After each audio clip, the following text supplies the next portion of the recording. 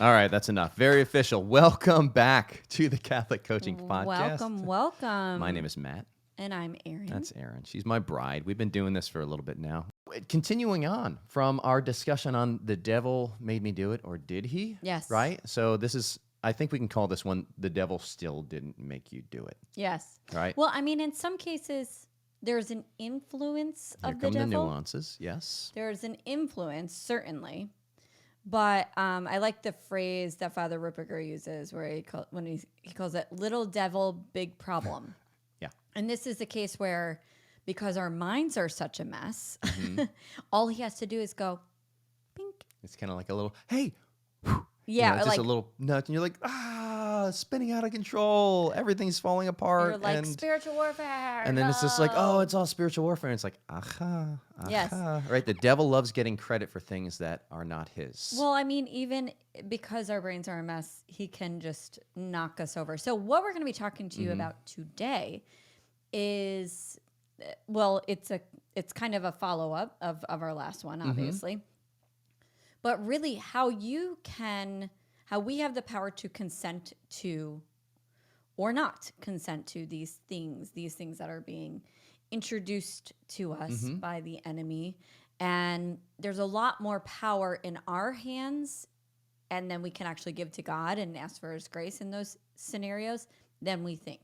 And so this is what we're trying to explain to you today in a very long-winded way. I like to say good news, bad news. Like good news, like you have a whole lot of authority here to like stop unnecessary pain in your life. Yes. Bad news is you're probably a big part of being the villain here too. And so like You're a big part of the problem. a big part of the problem, right? As we and so, all are. But fallen. the beautiful part, like, yeah, amen. And so like the beautiful part of this is when we start to realize where we are being the villain in our own story and where we are just like, I think of the person that on the soccer field that like kind of gets a little bit of a nudge and just falls over and goes, I was thinking of that too. Yeah, and totally. like there's totally this big old flop to kind of make a big deal. Like that's a big production, right? Where are we flopping when the devil just kind of goes, whew, you know?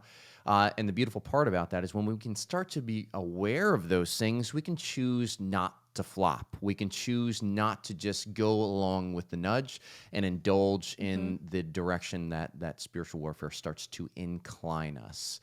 We can resist the devil, right? I think of it leaning back into that nudge. Resist the devil, and he will flee from you. Otherwise, we give him way too much power, way too much credit for the pain in our lives. Yeah, and part of this process is intentionally growing in virtue. We have stopped doing this as a culture, as a church. I say we because I'm part of the problem, right? But also, like, I what we want to encourage. This is how we grow. This is how we grow any muscle or any strength is really intentional growth in virtue. I think a lot of us think virtue just kind of happens to us, and in some cases, God gives us. He gives us trials so we can grow in virtue. But isn't it so much more, I think, collaborative with God when we are like, no, Lord, let's do this. Let's do this together. Yes. Yeah. So what we're going to jump through today are some other things, kind of a continuation on of that last podcast, The Devil Made Me Do It, or Did He? With some ways that we see people kind of consenting to the spiritual warfare, allowing themselves to be really moved, and then they take over and like some common ways that they start being the villain in their own story and consenting to wherever that spiritual nudge tends to happen. Yes. Cool. And also, guys, don't use this as an excuse to continue to be the villain and continue to beat yourself up for this. Yes. We are all in this together. Really, there's such awareness with this. And so we're also going to give you some practical tools on how to start to grow in these virtues. It's what we do. Yes. So let's get practical, Erin. Where are we at? We are at antecedent emotions or antecedent appetites if we're going to use complete Aquinas language, which really is an emotion before reason has been attributed to it or has been applied to it. Passed through reason, right? And Yes. so we think of the hashtag triggered culture. right? Yeah. I feel and I act, right? But how often does that lead to vicious actions or sinful actions? Mm, And it's because these emotions, yes, they incline us to action, but when they're rightly ordered and they pass through reason and they have mm-hmm. grace that's informing them, they can really incline us towards beautiful, virtuous things. But this is something we have to choose to use these God given faculties, these God given powers of our mind, of Yeah. our intellect, of our soul, so that we can be reasonable people and not hashtag Mm-hmm. triggered. Yeah. So the error with antecedent emotions or antecedent appetite, I like to use antecedent emotions because you guys all know what Let's just emotions stick are. with that one. Yeah. The error with that is this belief that because this thing happened to me, because somebody yelled at me, I have to feel angry. My immediate emotion is anger, and it hasn't necessarily passed through any type of logic or reason. Mm-hmm. Like, and so the problem with that is that we are abdicating power over to all the forces that be around us. We're Mm-hmm. like, I just can't control my emotions. And so these things that keep happening to me, all of a sudden I feel this way and I feel Mm-hmm. this way. And it's like, it feels very much like my emotions are just happening. Like they're just kind of Very powerless. out of my control. Very powerless, very victim-y, But the truth no is, freedom. yes, the truth is, emotions, the primary way that emotions happen in us, and this is Aquinas, is from our imagination. Okay. And our imagination doesn't necessarily just happen to us. Our Mm-hmm. imagination is a faculty of our mind. Mm-hmm. It's actually a thought. Mm-hmm. Aquinas says that and we said this last podcast, every thought has images attached to Mm-hmm. it. And so it goes both ways, right? So we can say an imagination is a picture with context, Mm-hmm. right? Perfect. Love it. Yeah. So we know that there's an imagination, that our imagination leads to an emotion. Mm-hmm. So what does that say? That says that we need to start taking ownership of the thoughts that we're thinking. Now, this is The hard. pictures in our mind. Yes, this is hard because it happens very quickly, Mm-hmm. but it doesn't mean it's impossible. And the way that we do this is we kind of stop and we work backwards. Mm-hmm. So it's like the best antidote, is that the right word? Sure. Yes. Go for it. Antidote Yeah. to antecedent emotions is to pause. Mm-hmm. Great. Because our immediate response is to act, right? If you're angry, you're like, and you want to yell at somebody. But our immediate, so what we want to tell you to do is first pause. Mm-hmm. I dealt with this morning, actually. I was feeling an emotion. I woke up, we had decided something for our business, and I was like, it's all a big mistake. Like it was just fear that had not really passed through reason. And I actually asked Matt to coach me, Mm-hmm. and I had a lot of resistance to it too. She did. And this is I needed actually coaching another. after my coaching Yeah. experience with her. So this is another point that I want to say. Antecedent, like, how do you know if you Thoughts. feel like you're in antecedent emotion? It feels quick and it feels very powerful. Mm-hmm. That's actually, I know this is very simple terms, but this is how I experience antecedent. Almost overpowering to the point Yes. where arguably you don't feel free. Really, there's kind of an Yes. urgency that's associated with it. And yeah, it's like I have to act. Yeah. I have to do whatever this emotion is inclining me to do. But really what we're trying to do is we're trying to get out of that antecedent appetite, that antecedent emotion a lot of the times. And so, but we think that we can get out of it by acting, right? Mm-hmm. That's what we call buffering, right? We'll get into that. We've gotten into that in a couple episodes, but like, Yeah. really it's that pausing is allowing us to go back to the root of that emotion and start to think, Yeah. like, what is the thought behind this? What's leading to this? Am I really stuck? You're not.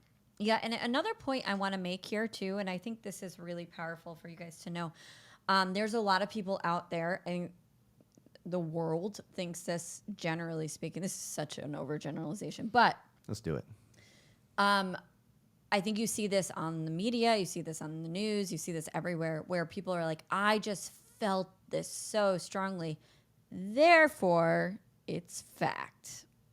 And I want to make that distinction here too, because antecedent emotion is also very strongly felt.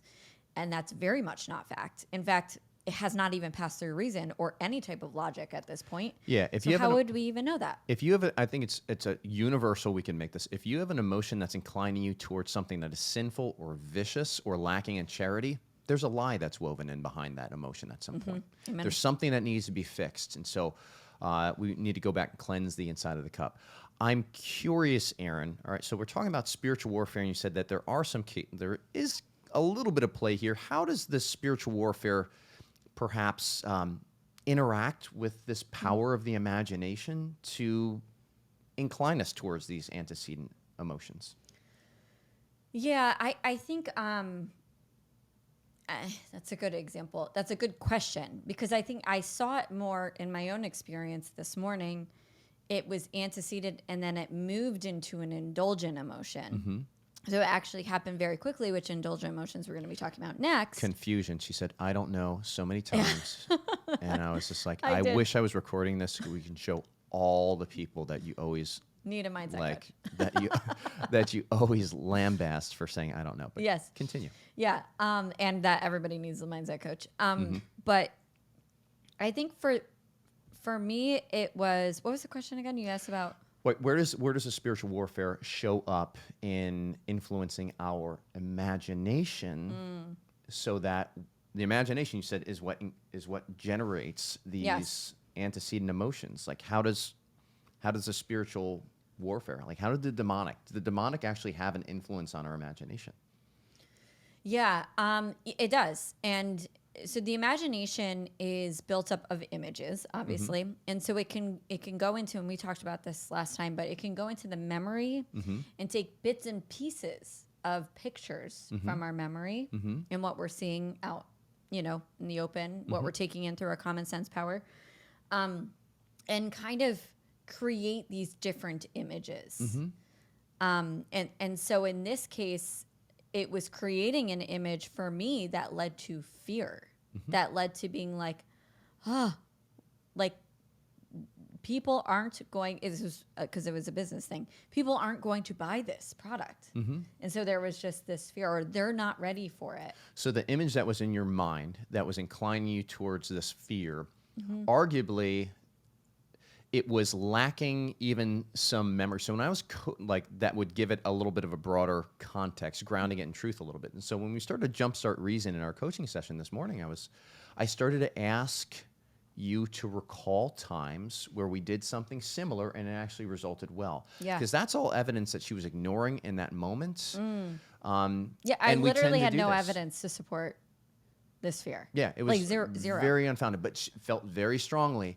And so even just like in that case, it's even an abuse of our memory. It's not properly using our memory. And this is where the demonic can actually summon, move, because this is in the immaterial part of our mind, our memory, this power. They can actually move this. This is where, like, I use the example all the time. Guys, your moment of consecration in the Mass, and suddenly pornographic image comes to your mind.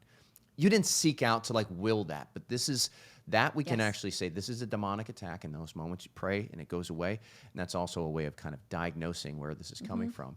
But again, even in those moments, God allows those so that we may choose to will using our memory properly. And so this is where Aaron needed a little bit of help this morning, because in the midst of it, you're feeling it. Everything feels so true. Yes. It's very difficult to recognize or admit that you're abusing the powers of your soul at that moment. And this is where the coach can come back and really mirror back and start to help jumpstart that reason. In fact, I felt like there's such oppression. I couldn't even journal about it. I had to pray the binding prayers from this book, which we recommend. It's called Deliverance Prayers for the Laity Father by Chad Father Ripperger. Ripperger. Yep. It's an essential. If you are a Catholic, you need this. If you're a Christian, you can use this too. Yeah, it's great to fall back on really good formulaic prayers Yeah, at times. I had to pray that. And then you got up and I was like, I need somebody else's eyes on this, because I know this is. Yeah, and I had such a great night's sleep, and it was like me coming off the mountaintop and after the transfiguration. And The demoniac. meaning the demoniac at the bottom of Yes, the hill. which was me. All right. So anyway, okay. So the antecedent, if you're feeling this come on and it happens suddenly and it's quick and it's like ferocious, stop, pause. Just pause and say, what's the emotion I'm feeling? And then what is maybe that image that's creating it or the thought that's creating it? Either one can do. This is just starting you to think about your thinking, but we're starting to bring reason in when we just do that. When we just take that one step and we stop, name the emotions, and then what could possibly be and also consider expect that you're going to be attached to it. I don't know what's happening there, but you're like, I'm so attached to this thing. But like, give yourself some room to be like, okay, I get it that I'm attached to this, but also, what is the thought that's creating this? Yeah. Will that pause? I think that's a great skill. And do binding prayers too. Yeah. Yes. Indulgent? Yes, indulgent Emotions. This is the next thing that we see people kind of beating themselves on and beating themselves up with. And what I mean by that is indulgent emotions are things that they keep us stuck, okay? And so oftentimes people feel like they're in the throes of spiritual warfare because they're stuck and they're feeling confused. Okay. But they feel useful. And that's a powerful point right there. Yeah. They're pretty in the sense that you feel like they're making some sort of contribution. So, but they're not here, folks. So, Erin, tell me about indulgent. What is an indulgent emotion? Well, an example of one is confusion, and we've talked about this a lot actually in the academy this month because we're in decision making. But confusion is when actually two contrary images are happening in your mind at the same time. So, before you get into an actual example, give me the definition of an indulgent emotion. Oh, thank you. An indulgent emotion is, I like to say it's a top layer emotion. It's usually over another layer, another emotion that's deeper, but it keeps us stuck, like you were saying, and it feels useful. So a couple examples of indulgent emotions are confusion, Worry, overwhelm, even anger. So think of this like righteousness. Yes, think of this. Emotions properly, like they're ordered in the sense that they incline us towards an action, right? Here, these are emotions that incline us to do nothing, like inaction. And so there's no fruits. I like to say that the fruits of an indulgent emotion are barrenness. There's nothing that really comes from them. And so why indulge in them? Why choose them? What are some reasons, Erin, that you find in coaching that why people choose indulgent emotions? Because they're comfortable. I mean, they're familiar. Like Matt was saying that I said, I don't know, like a bajillion times. That's how you know I'm indulging in confusion. Yeah. And the truth is, it's way more comfortable for me to say, I don't know. Because then you don't have to move. Because then I don't have to move and I can just stay in this antecedent emotion that I have an attachment to at this point. Yep. So I think it's familiar. I think that's mainly the thing. And like I said, they feel like you're doing something. So if you're like, I don't know, I'm trying to figure this out, like it gives you some kind of like justification that you're actually doing something, but you're not. You're actually not moving. And really that's the best way to know you're an indulgent emotion. Like in retrospect, look back, like, did you do anything from it? Like, did you do anything fruitful? Oftentimes there can be some pretty common triggers to indulgent emotions. Oftentimes I find myself jumping into those when there's an uncertain thing that's in front of me. So there's maybe a new project or a new venture, and there's just I'm comfortable where I'm at, and to move to a new state in life means entering a new season of uncertainty, and I don't like how that feels. Yes. But here's the thing: when you don't enter into the season of uncertainty, the school of uncertainty, you can never really grow and learn faith, right? Faith is only grown when we enter willingly into that season of uncertainty. And so perhaps this is where the indulgent emotions seem to serve us. They feel good. We don't have to move. We can stay in the place that we perceive to be certain, wherever we're at. But they can really prevent us from growing. They can prevent us from learning. They can prevent us from really doing God's will. They're quite contraceptive. Yes. Very And I contraceptive, think and they it's lead this, to barrenness, which is the nature of a contraceptive. and honestly, it makes sense. So if you were a brilliant tactical enemy, Mm-hmm. right? And you're like, I know what we could do. Mm-hmm. We could just keep them in confusion so they don't do anything, so they don't grow in virtue, so they don't even like grow in holiness or charity, and then they won't grab any other souls with them and like go and bring them to Jesus. Like Mm-hmm. that, it's just, it's one of those easy warfare tactics that Yeah. like most of it is our fault, and it's just like it's that little like, you know, Yep. Or the like devil's just like, isn't this confusing? Don't you not know? You know? yeah. I mean, it's very much an accident of a lukewarm soul too. Yes. Something like indulgent emotions and not moving. It's very much that's a lukewarm person, right? That's just producing. No, they're neither good nor bad, but like I spit you out. Like there's a Yeah. wretchedness that Christ has, and guys, we get to choose whether or not we're going to be indulgent or not, or So whether or not we're going to go into that school of uncertainty to grow in faith. where I was indulging in confusion this morning, Mm-hmm. and we're just going to keep going back to this example because It this works. God gave it to us. So we have been thinking about actually expanding our coach training Mm-hmm. into a certification, Wink. which is like a big. I mean, for me, it was. That's a thought. I was thinking it was a big step. Aha.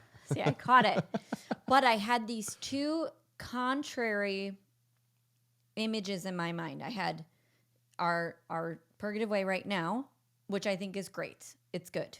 It's a good. Mm-hmm. And then there's what it could be. It could be even better, you Mm-hmm. know? But here what was happening was here's this good and it's working and it's certain and it's like An element of certainty to it. there's a Yeah. certainty to it.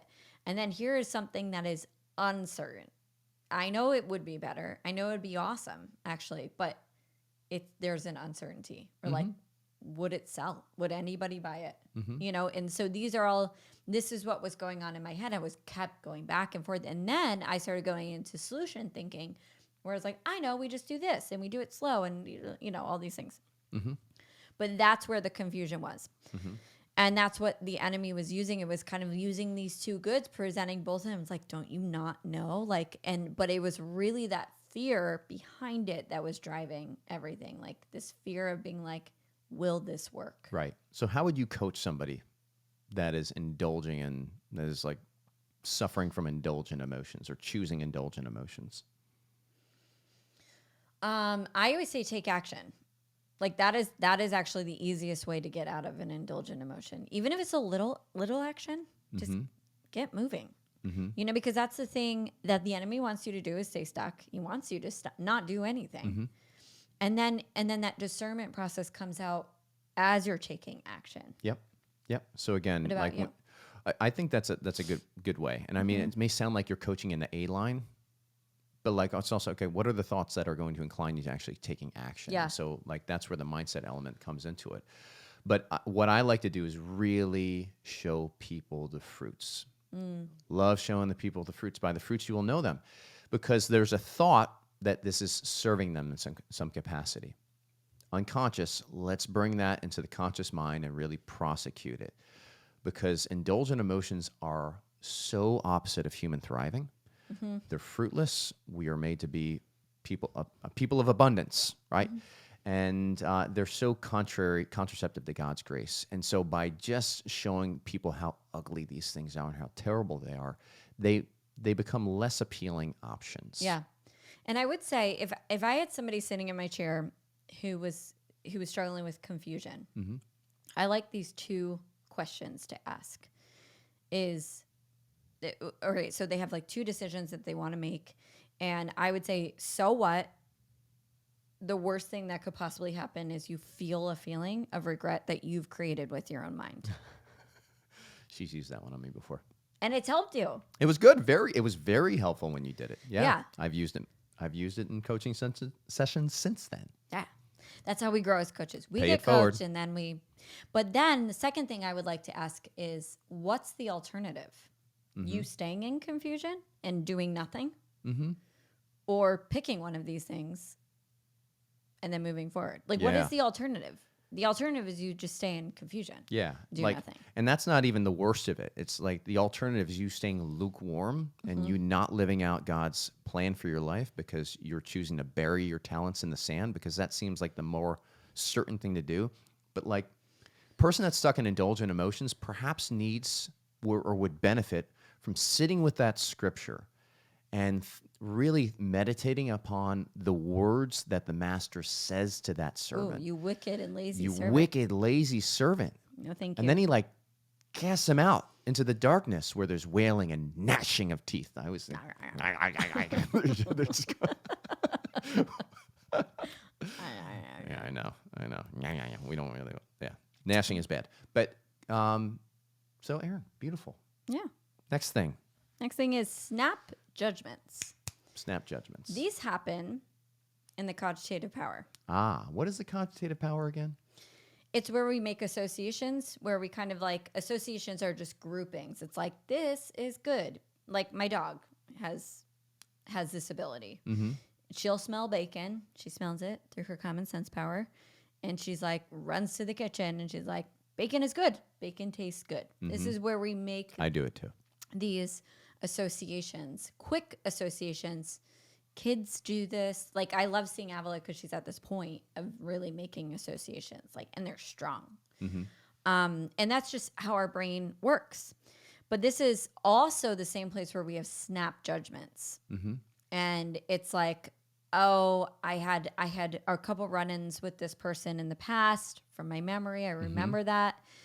And I don't like them. Like, they are bad, right? So you're making an association that this person is not good for you. Right. And so when they show up and the image of them shows up in your imagination with the association bad, antecedent emotion, defensiveness, right? Which in my case usually goes to offensiveness and very quickly. And you go looking for all of the evidence to support your narrative. So you're like, and then they like ate their chicken like this. Gnashing their teeth.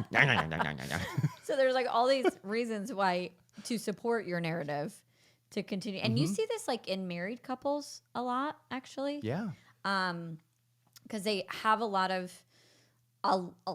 of exchanges with one another, and as you know, beyond the 7-year, 5-year time, they start kind of making these associations, these snap judgments of their partner. Yeah, so I can give it an example of coaching somebody recently with this. So she was sharing just how she had kind of some snap judgments on some situations that continue to come up with her husband. And really the thought behind it was there is going to be conflict. And that put her in this antecedent emotion of fear, like nervousness. Or defensiveness. Well, not even defensiveness, but just fear, right? And she described really this really pit in her stomach feeling that was just, she didn't like it, right? And so she found herself from this antecedent emotion of fear, trying to change her circumstances to make this emotion go away. And we started to unpack this in the coaching session. Which is exhausting. Yeah. And ill-advised. Yeah, and it never really works well. But when we started to look at this word conflict, right? She had a strong association with this conflict. And all of a sudden, this memory popped up of her parents in an argument. And this is a young age, in a very young age, she was this conflict is bad, right? And perhaps we do have parents that argued in front. Like, we will do this in front of Avila, but I tell you this, one of the things I'm going to be very intentional about when we do have a spat in front of her, she gets to see us come to a place of resolution in front of her. Because arguably, I mean, Aaron, you grew up in a home where you never saw arguing. And then when we first got married, it was just like argument bad, right? Yes, and the part of that is because I have two phlegmatic parents who probably really didn't ever argue because they were both so people-pleasing each other. So pure of heart, like hobbits from the Shire. And but anyways, so we started to see there was a strong association with conflict, and we started to prosecute that a little bit because conflict was always bad in her cogitative power, and therefore the image was always leading to this antecedent emotion of fear, because we want to get away from a potential evil, right? We perceive a potential evil on the horizon, right? But if there's evidence that conflict can also lead to a good, perhaps even a growth, reveals that there is a lack of harmony and now compels the other to grow, to be able to resolve the conflict by bettering themselves or growing in a particular virtue, or Well, sometimes we have to experience conflict to find truth. right, or even to know that there's a problem, that there's a deficit that Right. needs to be corrected in the first place.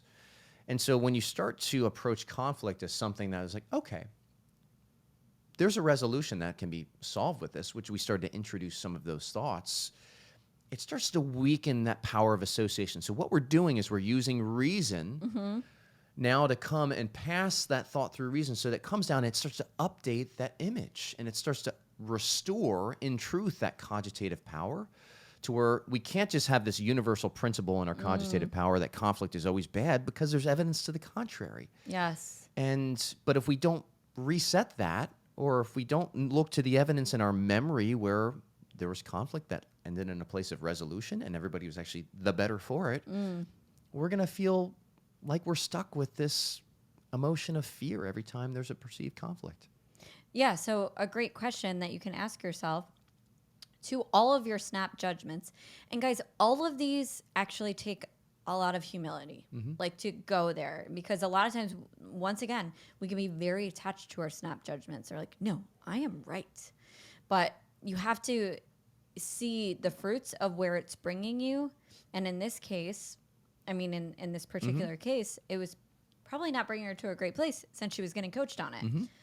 So a great question you can ask yourself, or ask your assumptions or your snap judgments, is that true 100% of the time? But is the opposite also true? And this is how you kind of start to poke holes in it a little bit. Yeah, or could the opposite Also be true? So in this case, it's like, could conflict actually result in a good product? Like, could conflict actually really kind of help people come to a better resolution? Yeah. So when you have, like in this case, there are some situations where conflict was bad for her, right? But it was bad in a particular situation. But what she was doing in her cogitative power was she was making that a universal principle, which just isn't appropriate. And this is where we can really get things wrong, is when we start to take particulars and make them universals. Yeah. Is Perfect it? segue. Let's do it. Let's go into it. Yeah. So for your snap judgments, just challenge them, prosecute them by being like, is that true 100% of the time? Or could something else be true? Or could the opposite be true? So great questions to ask yourself. I say ask yourself those questions for all of your thoughts, actually. Really powerful questions. Just do that. Yes. So the fifth, are we on the fifth? Yes. We are on the fifth. Right? The fifth, but not the final. Keep going. I think we're out of, no, we were like totally off in numbers because we were going from last But we're going off of dramatic language. Yes. Okay. So dramatic language. This was actually one of my first, when I first started coaching, I always kind of had my eyes open for, like, I know that there is a spiritual battle and it's happening in our mind. And how is that showing up in a practical way? Like, and this was the first thing that I ever picked up on, of being like, oh, I see what's going on here. It's called dramatic language. And this is when people say always, never, so much. She always judges me. Yeah, always, never, everybody, nobody. I'll never get any better. I'll never get unstuck. I'll never know God's will for my life. So just those words are key indicators, and we actually train people in our coach training. But like, these are like those words that you're like, wait a second, okay, hold up. And we want to utilize kind of the same tactic that we just did in the last one. But Matt, let's talk about universals and particulars. Yeah, and why this is an issue. So always and never it's really universal language that you're you're making a statement. So when you say something is always the case, it's a universal principle. It applies in all cases, right? Or if something is never the case, it's a universal principle. It never shows up in any case, right? Now, we can come to know these universal principles, and it's great when these universal principles are guiding our snap judgments and our cogitative power, because then they're inclining us towards real truth at that point. But what happens is when we apply a particular, Aquinas talks about this, when we take a particular situation and we expand it into a universal principle incorrectly, we're going to have some error that shows up because we'll start applying that when it doesn't really make sense. So the example back to where we had before, conflict is always bad. Okay, well, that means that there's no such thing as conflict that can produce some good fruits. And so knowing that that's the case, we can't say that conflict is always bad. We might be able to come up with some nuances of where conflict is bad. Maybe, for example, if conflict that is not really seeking a better resolution, but it's just conflict for conflict's sake, or conflict like I want to be right and the other person be wrong, I want to dominate, that's rooted in maybe a vicious intent behind it.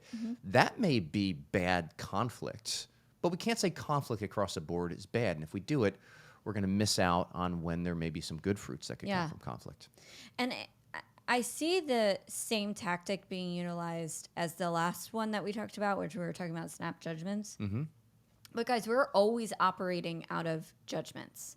And we're always operating out of our language. That's a universal truth. Always operating out of judgments. Yeah. Yeah, because that's how our minds work. Well, I mean, by design. According to the church, the Catholic Church. But we bring that snap judgment up to actual judgment, up to our higher intellects. And if we aren't willing to stop and go, hold on, and interrogate it real quick, or weigh its moral goodness, weigh its assess it, it just goes through the cycle again. And this is why we go on these, cyclical ways of acting and thinking. Yeah. So think about my dog. All right. Go back to the bacon analogy. Smells the bacon, always good. Okay. But if anybody's taken bacon right off of the frying pan and tried to eat it, not really a great experience. It's very, very hot. But if I drop a piece of that hot bacon on the floor, this dog does not make any sort of distinction between that there could be bad bacon, right? 250-degree bacon. Painful. Very painful bacon. And it's amazing. She'll go to it, she'll bite it, and she'll just kind of go, and then she'll, you'll go to pick it up off the floor, and she'll back it again, and she's going, and she's just throwing it out of her mouth and everything like that, because all she can conceive, she doesn't have a possible intellect. She doesn't have a higher intellect here that can distinguish between, even the particulars of when bacon might not be that great to put in your mouth. Now, a person with a higher intellect would go, a being with a higher intellect would go, not yet. Let's let that cool off. They're using their judgment and their reason. Right. So anyway, back to what I'm seeing with the dramatic language. The reason why the enemy uses both of these, snap judgment and dramatic language, is because it almost acts as a blockade for moving forward and even questioning it. So what I mean by this is, if you use the language, I'll use an example, or the example you just said, conflict is always bad.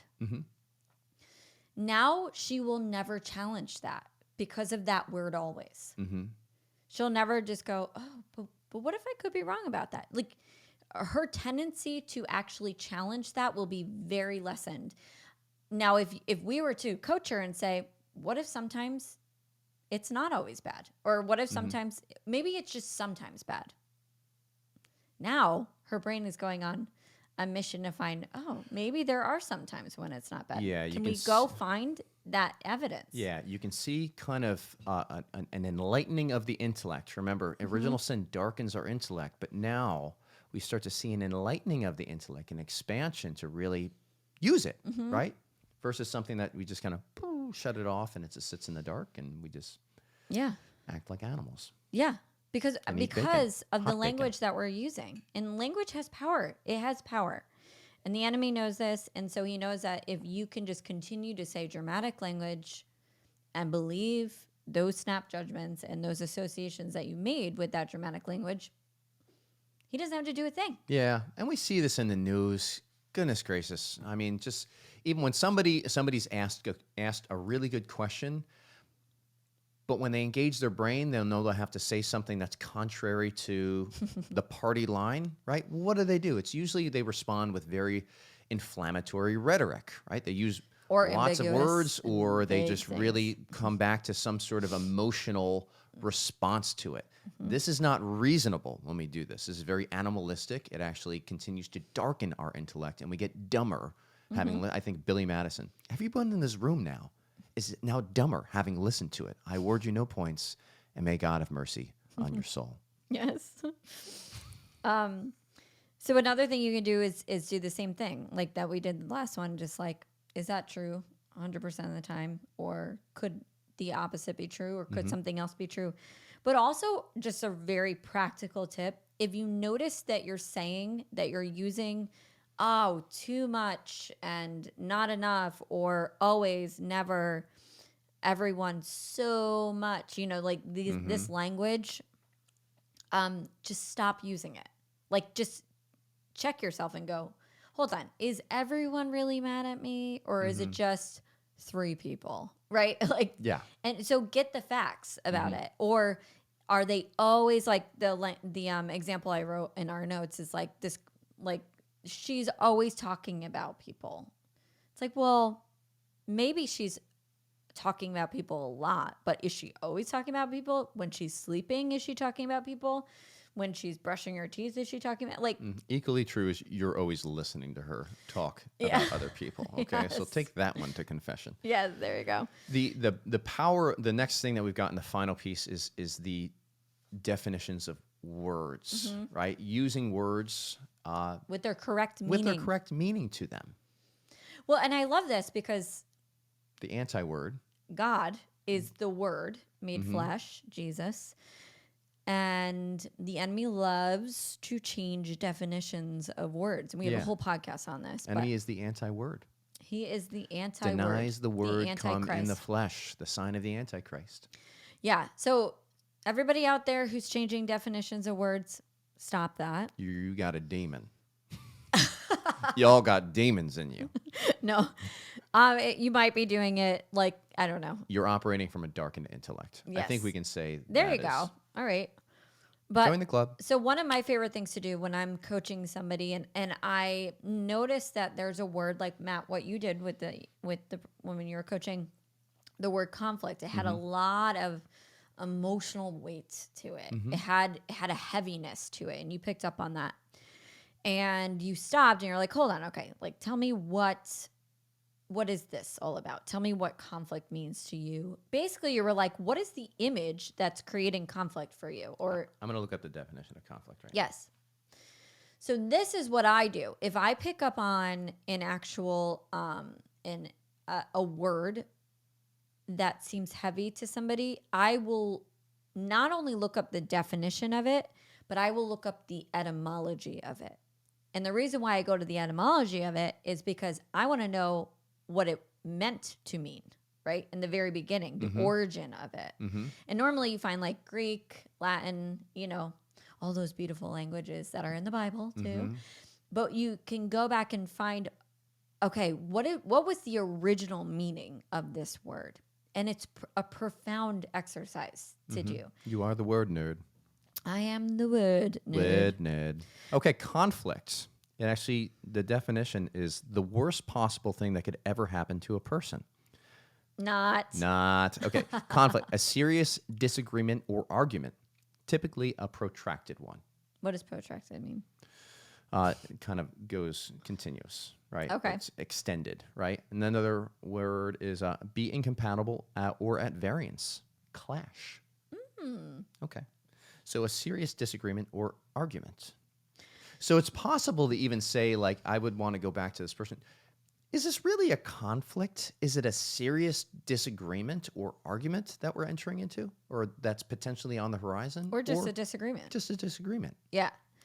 And you could actually ask the level of like, I love asking for like, okay, on a level of 1 to 10, like how high is this? Like the seriousness of this? Like how high is this? Yeah. Yeah. The lasting effects of this. Mm-hmm.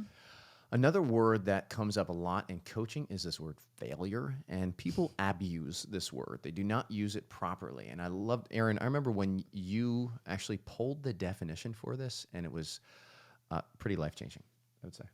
Maybe that's a bit grandiose, but like it was just enlightening. Let's put Yes. it that way. Because oftentimes we say failure, and there's something very heavy about it, very definitive of it. Permanent. Yeah, very permanent in it. It's also like one that people identify with a lot. Like they're like this is a part of my identity, and I'm like, that's interesting. That escalated quickly. Yes. But failure is merely, by definition, not doing The omission. the omission of the things necessary to accomplish a goal. Yes. The omission of the acts necessary of accomplishing a goal. So what happens is nerd. when people go, I'm a failure or whatever, I failed, what actually tends to happen is then from that thought, they have a feeling of sadness or despair, whatever, disappointment. And then they actually stop doing the actions. They omit them. So they actually become a failure. Yeah, the thought actually produces fruits of them becoming that which they've labeled themselves. Yes. And that which is so painful for them. Mm-hmm. And so I personally don't ever use that word failure. I just don't think it's like necessary because I actually don't think, I guess I could be like, I'm just not doing the things I need to do to achieve this goal. Yeah. But I it's would like, never even be like, I failed. I can like easily choose to continue doing those things. Yeah. At whatever speed I desire, whatever speed I can right now without compromising my other obligations to my state in life and living excellently as a mom or a business owner or as a spouse to this guy. So, yeah, I get it. Yeah. Abusive words, Yes. So something that we understand- do, right? Yeah. But the enemy can certainly start to give us little nudges on this word. This is where you're at. Like this word is appropriate to describe this situation. And you're like, yeah, it is. And it's like, nah, actually, it's not a conflict. It's a disagreement, a low level disagreement at that. Can Yeah. we agree with that? That's kind of like, it's like, oh, yeah, we can. Okay. Does it still feel as heavy? No, it's just a disagreement. I have those all the time. Like those aren't a big Yes. deal. Yeah. Okay. I have them all the time in my head and I always win. The fights we pick and we choose that live in our brains, we always win, but we never grow. Yes. Yes. And I think that's it. Okay. Guys. We'll I mean, I'm close with sure that. all of these tactics, the enemy has plenty of tactics, but these are the ones that we see the most, I think, come up with our clients. And hopefully we gave you some practical tools to utilize on your own brain, just to kind of start like shoring up that warfare territory in your mind and Yeah. start taking back ownership of what Okay. you're thinking about. Beautiful. Guys, we are on YouTube. We're on iTunes. Please hit that subscribe button on YouTube so you get notifications of when we have new podcasts like this that are hitting. We also have some free trainings that we're doing every single month now that are showing up on our YouTube channel. Love having those. Those are issued live, and so we can have some interaction back and forth. We want to take your questions on that. But also, if you're leave us a little review. Also, if you're listening on iTunes or something like that, helps us climb the ratings and get these words, the good word, out to more people. So thank you. And I'm really excited, actually. We are in real time, if you're listening to this, we are in our beliefs lesson Yes. in the academy. And it's more, now if you're already in our academy, we already had a beliefs lesson, but we're building on that. And we're teaching you how to change your beliefs. A lot of people don't know that's possible. But otherwise, we wouldn't call ourselves Metanoia Catholic if that wasn't possible. Yes, Metanoia actually metanoia means wouldn't- to repent wouldn't really or work. to change one's thought. And God would not tell us to change our thoughts if it wasn't possible. So we have a process. And we're going to be teaching that in the academy. So come join us there. Check it out for a month. If you don't like it, leave. That's fine. We will not have our feelings hurt, but we would love to help you. You get access to everything as soon as you come in. It's a fun time. The community has been really wonderful. And in fact, one of the things that was spoken on the call recently was there was a woman who was showing up to the group sessions for a while, and she thought, I was a little bit reluctant to even come on here just because I wanted to make sure that this was a supportive community. But I tell you what, like, I feel so supported in this community. And in fact, after I coached this one woman that we kind of had a talk, she had the pit in her stomach, somebody that was on the call reached out to me separately and said, I wasn't the one getting coached, but I was getting coached. I had a very similar circumstance. And so often we hear that. Yes. And it's the fruits of really the Holy Spirit showing up during those coaching sessions, doing the work, and it's efficacious, that grace. And so it's just a place, if you want to next level your growth and really get intentional about living God's plan for your life, that's the Academy. The Academy's for you. Growth-minded Catholics. We'll see you in there. God Bye. bless.